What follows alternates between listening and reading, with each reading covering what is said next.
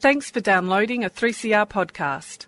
3CR is an independent community radio station based in Melbourne, Australia. We need your financial support to keep going. Go to www.3cr.org.au for more information and to donate online.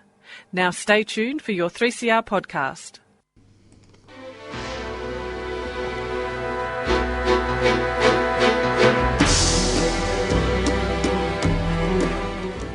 Sabah al-Khair, good morning, dear listeners. You're listening to Radio 3CR on 855 AM and Palestine Remembered with Nasser Mashni, Robert Martin and Yusuf Ahmed al-Rimawi. I would like to welcome my listeners on the AM dial and those who will join us later on 3cr.org.au/podcasts.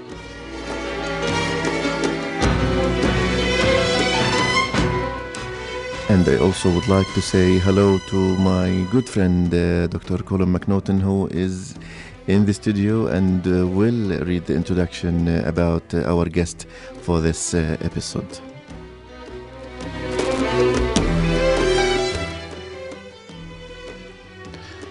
Miko Peled was born in Jerusalem in 1961. Peled grew up in Motza Illit, Jerusalem, to a prominent Zionist family. His grandfather, Avraham Katz-Nelson, signed Israel's Declaration of Independence. His father, Mattiyahu Peled, fought in the 1948 war and served as a general in the War of 1967. Later, after the Israeli cabinet ignored his investigation of a 1967 alleged Israeli war crime, he became a prominent peace activist and leading proponent of an Israeli dialogue with the PLO. He condemned the Israeli military for seizing the West Bank, Gaza, Sinai and the Golan Heights, calling the war a cynical campaign of territorial expansion.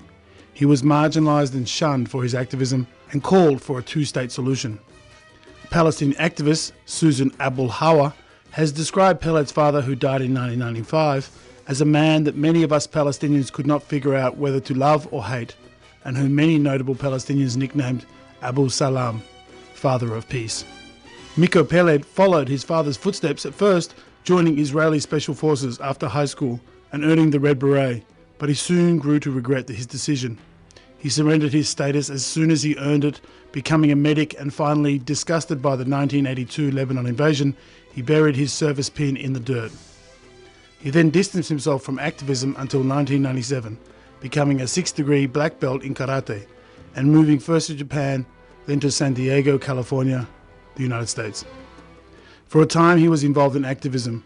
One evening in 1983, however, he skipped a Peace Now demonstration in Jerusalem to attend a karate class. And on that evening, a grenade attack by a right-wing extremist killed one of the demonstrators. Peled took this as a sign, according to one interview, and consequently followed the path of karate. This path that took him to Japan and eventually to San Diego, where he settled with his wife and family and worked as a karate instructor.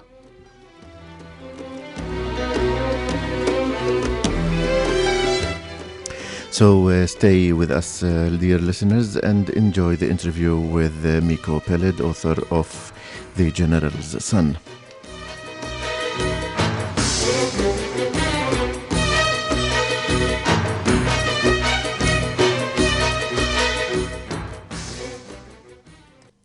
I am very pleased to be joined via Skype with Miko Peled, author of the book The General's Son. Miko, thank you very much for taking the time and being with us today. Thank you. It's a pleasure to be with you. Miko, before we start with your personal and family journey and transition from Zionism to supporting the human rights of the Palestinians, I want to ask you about the current situation in America. Where is America heading when it comes to the Palestine/Israel issue in light of Trump's administration? And we've seen his promise to move the American embassy to Jerusalem. So how do you read that? Well, on the issue of the embassy, he's already backing down. I think even he's already realizing this is a tree, too tall even for a crazy man like Trump. So he's already, it seems like he's backing away from that. which is of course a good thing. It would have been catastrophic, I think. So it's a good thing that he's somebody must have told him that this is too far and too big of a tree to climb. So he's not doing that. It seems like. But in terms of the policy, I don't think we're going to see a change. What we're seeing is only a change in style. We're seeing a change in cosmetics. What we had the last 8 years, we had terrible policies that gave Israel as much money, as many weapons, and complete diplomatic cover for everything it did. But it came with the pretty face of Barack Obama and a law degree from Harvard. So people, it seems pleasant. But in terms of the policy, Obama was, of course, completely supportive of Israel. So I don't think there's going to be a change in policy, but there's a change in the cosmetic. There's a change in the appearance. Trump is doing it, and he seems very happy to do it. Obama did it, and he didn't look like he liked it. So I think that's the only difference we're going to see. We're going to see a difference in the appearance, and in the way it's done, but not in the actual, in terms of the actual policy. I mean, you can't become any more supportive of Israel. Israel has done everything it possibly wants from the very beginning. So, and it gets all the money and the weapons it wants. I want to remind my listeners that we are talking to Miko Peled, an Israeli peace activist who's living in America. And this actually drives us to how it started, Miko. Where did you first become involved and why in basically advocating for the human rights in Palestine? Well, I began probably, 16, 17 years ago when I began attending, or I should say my journey, began when I began attending meetings with Palestinians here in the United States. And in my book, in The General Sun, there's a chapter that talks about the beginning of my journey. It's a fantastic book. And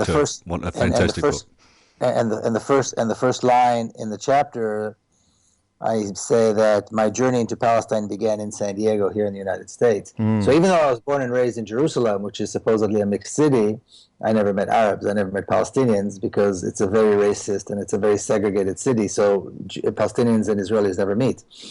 So I was here in America, and for the first time I was meeting Palestinians in a normal setting, in somebody's house, sitting in a living room, talking, drinking coffee, that sort of thing, where people just talk to each other.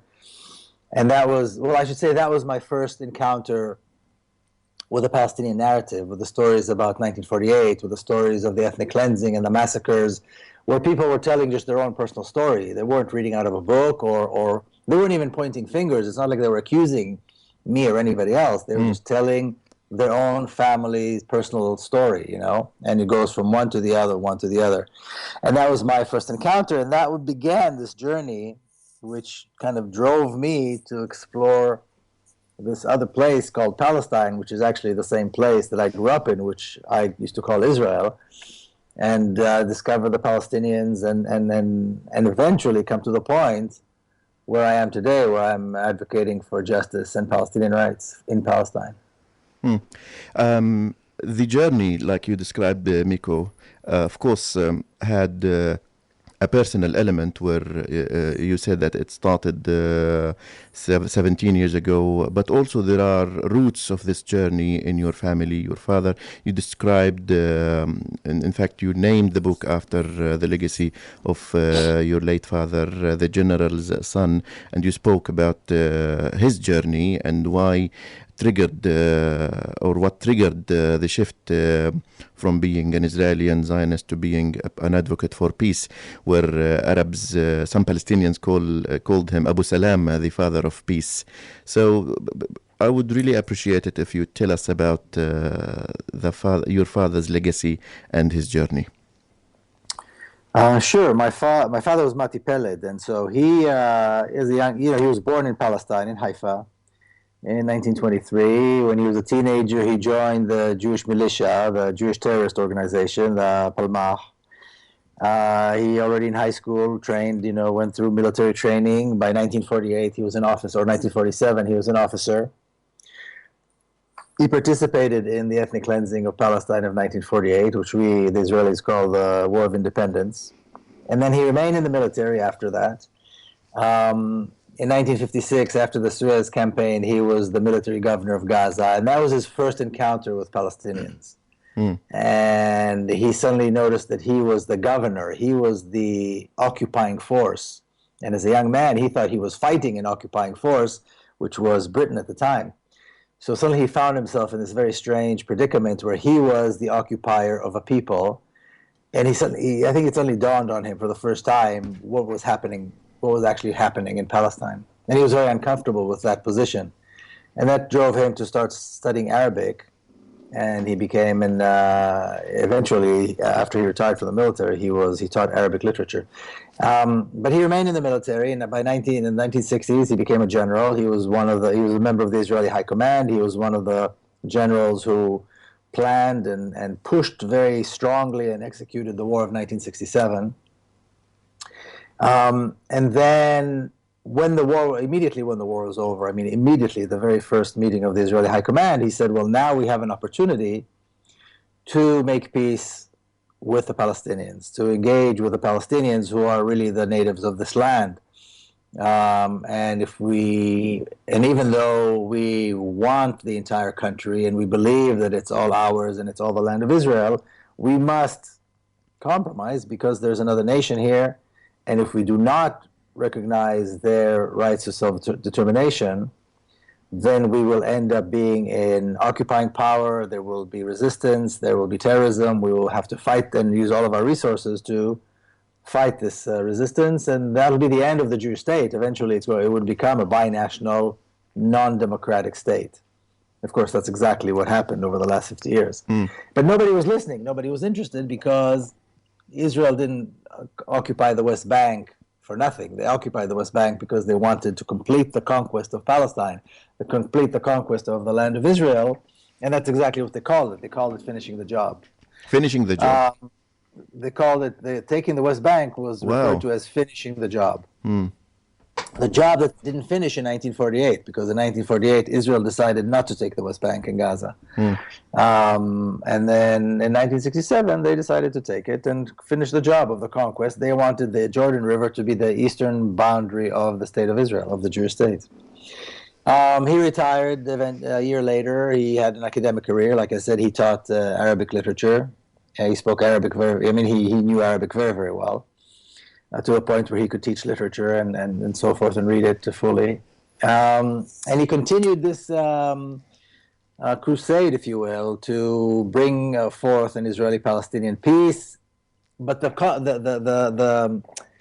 paradigm was still a Zionist paradigm. In other words, that the Zionist state has legitimacy, that the occupation of 1948 has legitimacy, but we need to somehow compromise with the Palestinians, and that's really when the two-state solution, as we know it today, that's when it was born, and for a few years there may have been a chance for this to happen, but of course Israel immediately as the war of 67 was over, as the conquest was complete, began destroying Palestinian neighborhoods and villages and cities and expelling hundreds of thousands of Palestinians out of the West Bank and building massively for Jews only in the West Bank, which is exactly what Israel did from 1948 up to that point in every other part of Palestine.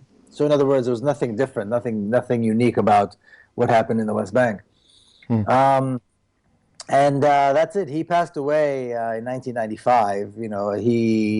At first he thought Oslo was a good sign, but then he wrote his very last article. He was titled A Requiem to Oslo, and he said that Israel does not want peace. Rabin did not want peace. The Oslo Accords are not a peace accord. They are a terrible accord that will make things worse for the Palestinians and only deepen the Israeli control of the land and the resources, which of course, as we know today, is true. Did he live to see the assassination of Rabin? No, he died before the assassination of Rabin. Rabin was at his funeral. He died in March. Rabin was assassinated in November. Yeah. Well, Miko, we are definitely going to hear more of these reflections on your journey and on your family's journey, and also on your views on Palestine. But after the break, and you get to choose the song. Arabic, of course. Muhammad Asaf. and I don't know the title, but it's Palestine, and he says the letters of Palestine, the huruf.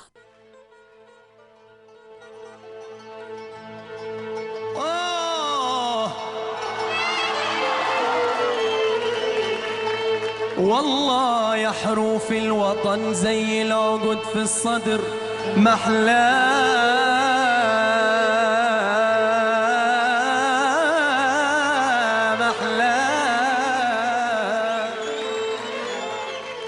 You're listening to Palestine Remembered on 855 AM, and our guest Miko Peled, the author of The General's Son from America via Skype. Thanks again, Miko, for being with us today.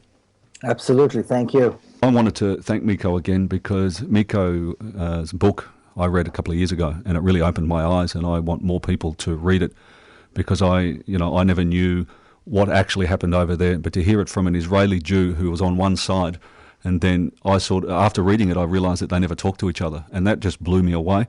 And a little while ago, I actually rung Miko and said, how many Israelis go to the Palestine side, not in their IDF uniform, to find out what's going on?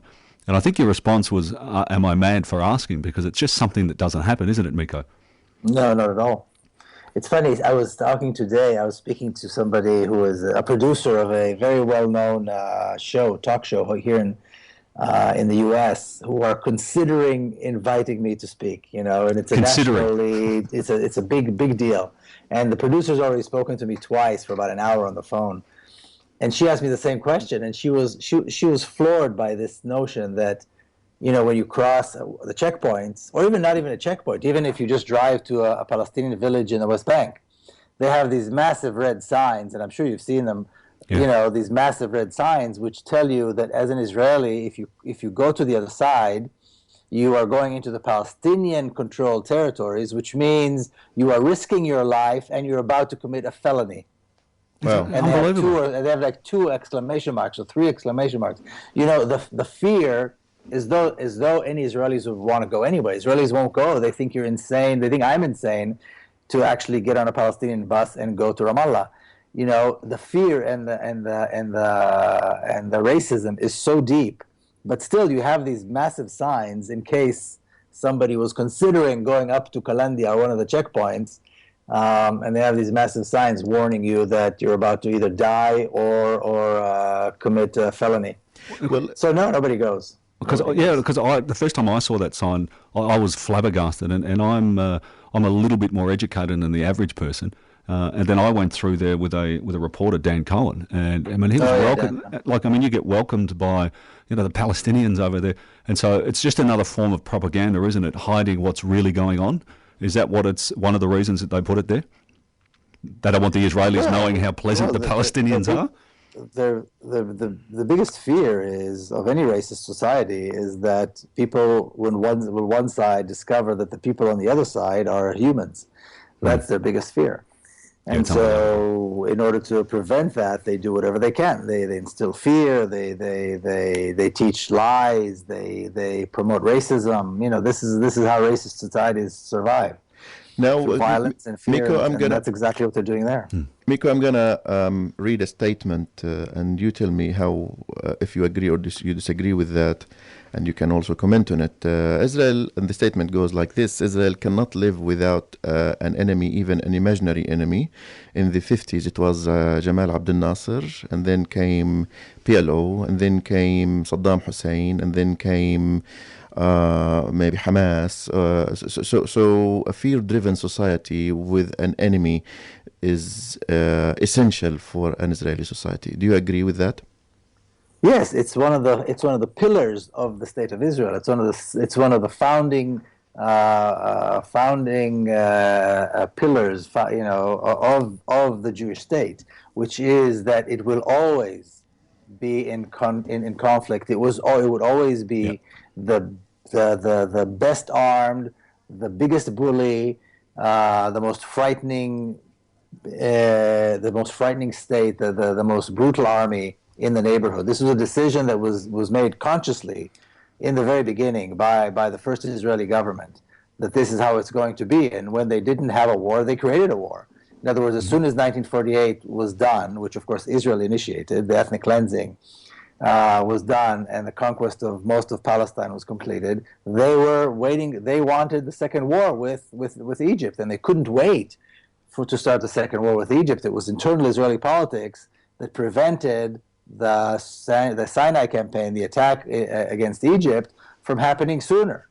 And eventually, the political climate allowed it, and they engaged in the Sinai campaign. And then you're right, and then it was the Palestinians in Gaza, and then it was again 1967, and then again it was the Palestinians in Gaza, and then it was Lebanon. They always have to be engaged in war. That is the only justification. That is the only environment in which they can live. So moving from that, Miko, tell us about BDS. What do we do, and how is it going? Is it gaining momentum, and what can fellow humans do about it?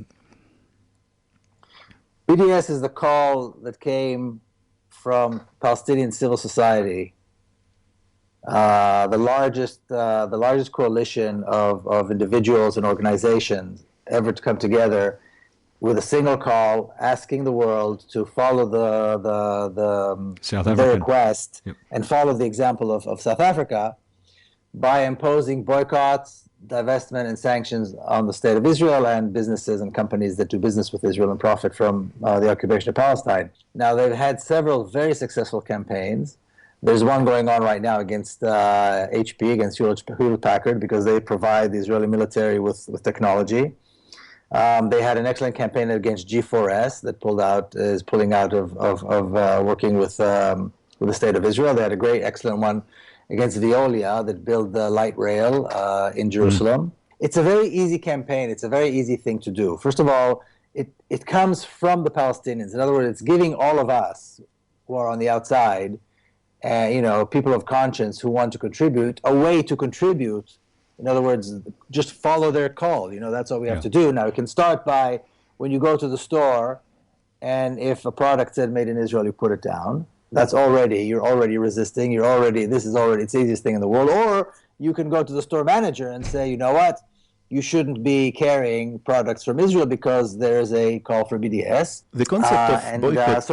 I think it's the right thing to do, and it's doing very well. The concept of boycott in the Palestinian resistance is actually as old as the 20s, where the Palestinian civil society boycotted the British mandate. And in fact, even the 36th Grand Revolution, when the Mawtini lyrics were written by Ibrahim Tuqan, it was actually at the peak of boycotting the British mandate and protesting peacefully. And then, of course, the boycott issue gained momentum from other political parties historically, and also it was endorsed by the Arab League and became, although dysfunctional in the 90s, but it was actually working from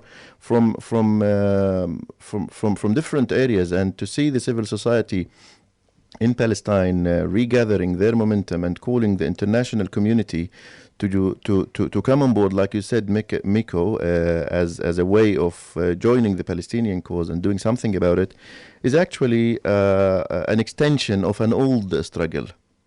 Well, and it works. I mean, it's the normal mum and the dad can participate in this. They don't have to be huge activists. They can just join it, and you start talking to other people. I think it's fantastic. What's going on in America about it, though?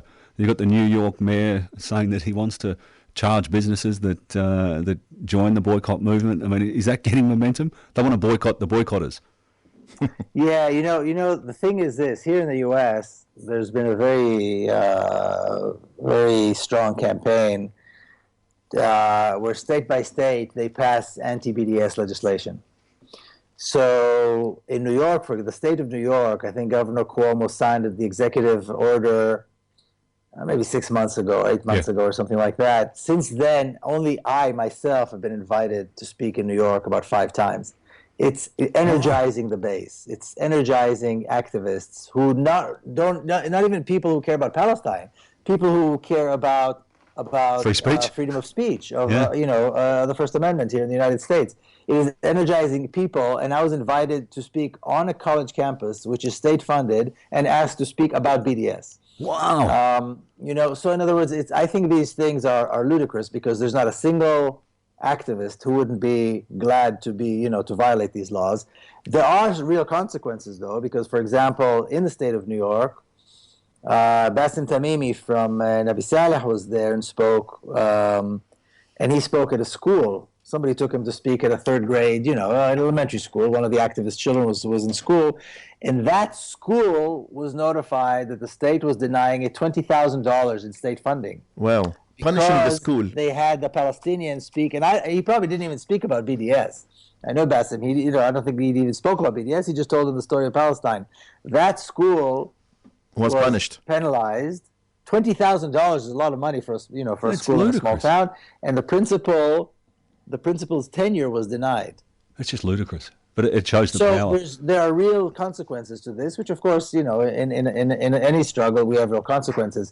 But it's only energizing people. I mean, I spoke there a couple of months after Bassem was there. I spoke at a public, community center.